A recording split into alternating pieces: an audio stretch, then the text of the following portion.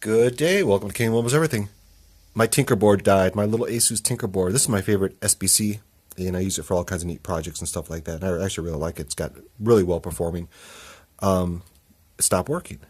I came home one day, the little lights were not blinking. It's like, man, what happened? So I plugged that power supply into the Raspberry Pi. Actually, several of them. I got a whole bunch of them. I don't know why so many. And they all worked fine. Plugged it back in here. No working. It's like, oh man, what's going on here?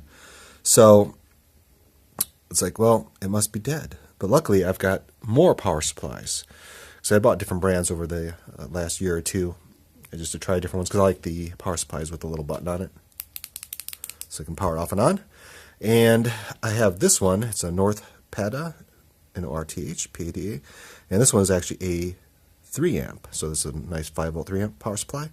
Where the other ones I think are just like 2 amps, something like that, 2.5 amps, 2 amps. I think the most of them are 2 amps. The 3 amp one works. So somehow, some way, this fellow now needs a little more juice.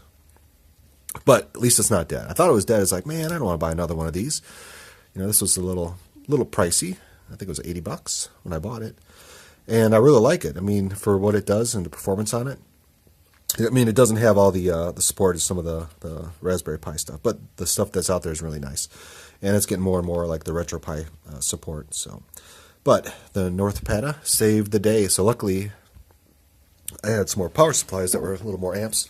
So if you do have issues with your Tinkerboard, don't just throw it out and test it with a couple power supplies that work on your Raspberry Pi. Get a little bit better one. And that did save the day. So I'm kind of curious why it worked for the last year and a half or whenever I bought it. It's probably been over a year. And then one day, the other power supplies just don't work, and this one does. So who knows? I assume it's just because it's 3 amps. So maybe it's getting a little older, and some of the capacitors and stuff like that don't have the juice anymore. But at least it's still working. We're back in action. Thought I'd share that with you guys. So anyway, have a great day.